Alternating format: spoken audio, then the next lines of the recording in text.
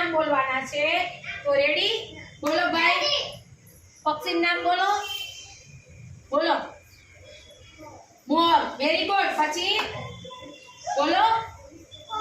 પોપટ very good કબૂતર